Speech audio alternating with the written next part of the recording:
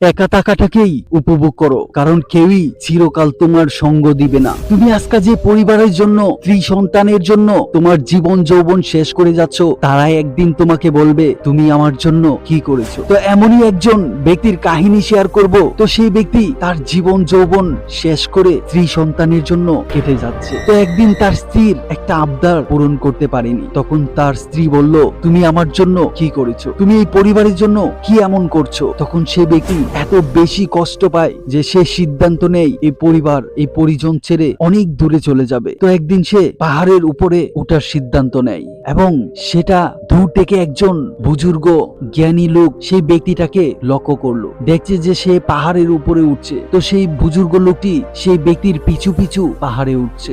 যখনই সে পাহাড় থেকে লাফ দিবে সিদ্ধান্ত নেয়, তখনই সেই বুজুর্গ লোকটি তাকে বলল, থামো, এত প্রিয় জীবন তুমি কেন শেষ করতে চাচ্ছ, তোমার কি এমন কষ্ট আছে আমাকে বলো। তখন সে ব্যক্তি বলল, আপনাকে কি বলবো, যাদের জন্য আমার এই জীবন যৌবন শেষ করে নিজের সুখকে বিসর্জন দিয়ে যাদেরকে ভালো রাখার জন্য এত চেষ্টা করেছি, আজ তাদের একটা আবদার পূরণ করতে পারিনি বলে তারা বলল তুমি আমার জন্য কি করেছো। তো আমি আমার এই জীবন আর রাখতে চাই না। আমি যাদেরকে সবচেয়ে আপন মনে করি, যাদের জন্য আমি জীবন দিতে পারি, তাদের মুখে যদি শুনতে হয় তাদের জন্য আমি কি করেছি, তাহলে এই জীবন আমি কার জন্য বাঁচিয়ে রাখবো। তখন সেই বুজুর্গ ব্যক্তিটি বলল, একজনের জন্য বাঁচিয়ে রাখবে যে সব সময় চায় তুমি ভালো থাকো, যে সব সময় চায় তুমি আনন্দে থাকো, তোমার সাথে একটু কথা বলতে চায়, অথচ তুমি তাকে সময় দাও না, তাকে ইগনোর করো, তার জন্য তুমি বেঁচে থাকবে। তখন সেই ব্যক্তিটা অনেকটা অবাক হয়। অবাক হয়ে বলল, কি বলেন গুরুদেব, কে সেই ব্যক্তি যে আমার সাথে একটু কথা বলতে চায়, আমার সে সবচেয়ে আপন, কই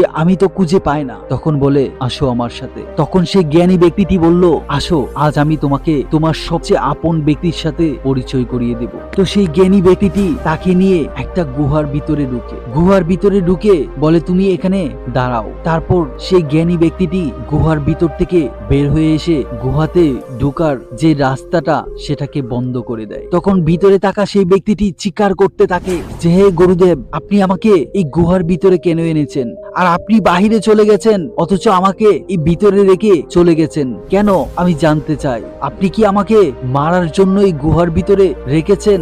গুরুদেব উপরে থেকে সব কথা শুনছে কিন্তু কিছুই বলছে না। ওই লোকটা ভিতর থেকে চিৎকার করতে করতে বলছে, দেখেছেন, এই পৃথিবীতে কেউ কারো নয়, কেউ কারো আপন নয়, আপনি আমাকে কেন এখানে বন্দি করেছেন। কিছুক্ষণ পর সেই ব্যক্তি আর কোনো আওয়াজ শুনতে পাওয়া যায় না। তো সেই ব্যক্তিটি মনে মনে ভাবছে, গুরুদেব কেন আমাকে এই গুহার ভিতরে নিয়ে আসলো, আমি কিছুই বুঝতে পারছি না, আমি তো এখান থেকে বেরো হতে পারছি না। তখন সে অনেক ছুটাছুটি করতে শুরু করে, দেখছে যে অন্য কোথাও কোনো রাস্তা আছে কিনা এই গুহার ভিতর থেকে বের হওয়ার জন্য, কিন্তু খুঁজে পাচ্ছে না। তো সেই ব্যক্তিটি অনেক রাগান্বিত হয়ে বলছে, আমাকে এই গুহা থেকে বের হতেই হবে। সেই গুরুদেবকে আমি জিজ্ঞাসা করতে চাই কেন সে আমাকে এই গুহার ভিতরে বন্দি করলো। তখন সে 3-4 ঘন্টা অনেক ছুটাছুটির পর অন্য একটা বিকল্প রাস্তা খুঁজে পেল এই গুহা থেকে বের হয়ে আসার জন্য। তারপর সে অনেক চেষ্টা করে সে এই গুহার ভিতর থেকে বের হয়ে আসতে সক্ষম হলো এবং উঠে এসে দেখে জ্ঞানী ব্যক্তিটি তার জন্য অপেক্ষা করছে। তখন সে অনেক রাগান্বিত হয়ে বলল, গুরুদেব, আপনি কেন আমাকে এই গুহার ভিতরে বন্দি করেছিলেন, আপনি কি চান? তখন সে গুরুদেব বলল, শান্ত হও, আমি তোমার প্রশ্নের উত্তর দিতে চাই। তুমি জানতে চেয়েছিলে না কে তোমার সবচেয়ে আপন, আজ আমি তার সাথেই তোমার পরিচয় করিয়ে দিতে চাই। আগে বলো, তুমি কিভাবে এই গুহা থেকে বের হয়ে আসলে? তখন সে বলল, আমি আমার চেষ্টাতেই এই গুহা থেকে বের হয়ে এসেছি, আমি বিকল্প একটা রাস্তা খুঁজে তারপর এখান থেকে বের হয়েছি। তখন সে গুরুদেব বলল, তুমি যার চেষ্টাতে এই গুহা থেকে বের হয়ে আসতে পেরেছো সেই তোমার সবচেয়ে আপন। তখন সে ব্যক্তি বলল, কি বলেন, আমি তো কিছুই বুঝতে পারছি না, আমি তো আমার চেষ্টাতেই এই গুহা থেকে বের হয়ে এসেছি, কেউ তো আমাকে সাহায্য করেনি। তখন সে গুরুদেব বলল, তুমি তোমার সবচেয়ে আপন, এই পৃথিবীতে কেউ তোমার আপন না। তুমি কখনো তোমার নিজেকে বোঝার চেষ্টা করেছো? তুমি কখনো নিজেকে প্রশ্ন করেছো, কে আমি, কি আমার অস্তিত্ব? তুমি শুধু মানুষের জন্যই কেটে গেছো, তোমার স্ত্রী সন্তান বাবা মা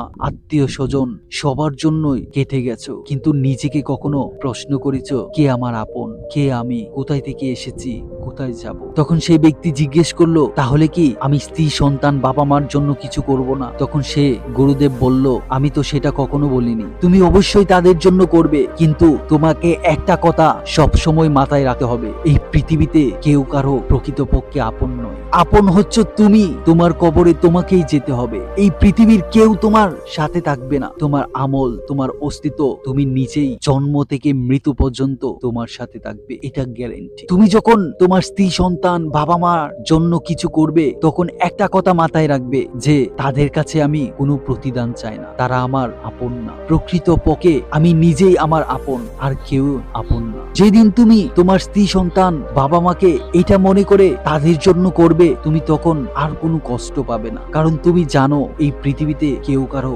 আপন না। তুমি যখন মানুষের কাছে কিছু প্রত্যাশা করবে, তখনই তুমি কষ্ট পাবে। যদি প্রত্যাশা না করে কোনো কিছু করে যাও, তাহলে কেউ তোমাকে কষ্ট দিতে পারবে না। আর এটাই হচ্ছে সবসময় ভিতর থেকে সুখী থাকার সবচেয়ে বড় সিক্রেট। তখন সেই ব্যক্তি বলল, গুরুদেব, আমি সত্যিই বুঝতে পেরেছি এই পৃথিবীতে আমি ছাড়া আমার কেউই আপন না। তখন গুরুদেব বলল, এই পৃথিবীতে সেই তোমার সবচেয়ে আপন। তুমি মৃত্যুবরণ করার পর যে তোমার কবরের পাশে সবচেয়ে বেশিক্ষণ থাকবে, সেই তোমার সবচেয়ে আপন। কিন্তু তুমি দেখো, তোমার সন্তান, তোমার কন্যা, তোমার স্ত্রী, তোমার বাবা মা তোমার মৃত্যুবরণ করার পর, তোমার জানাজা হওয়ার পর, তোমাকে যখন চিরতরে কবরস্থ করা হয়, কেউ কি তোমার পাশে থাকে? হয়তো 3 দিন, 1 সপ্তাহ, সর্বোচ্চ 40 দিন তোমার কথা তাদের মনে পড়ে, দুনিয়ার কাজে মুগ্ধ হয়ে পড়ে, জীবন জীবিকা নিয়ে ব্যস্ত হয়ে পড়ে। তখন তোমার কোনো অস্তিত্বই থাকে না। তুমি যদি ভালো কাজ করে যেতে পারো, তুমি যদি এই পৃথিবী থেকে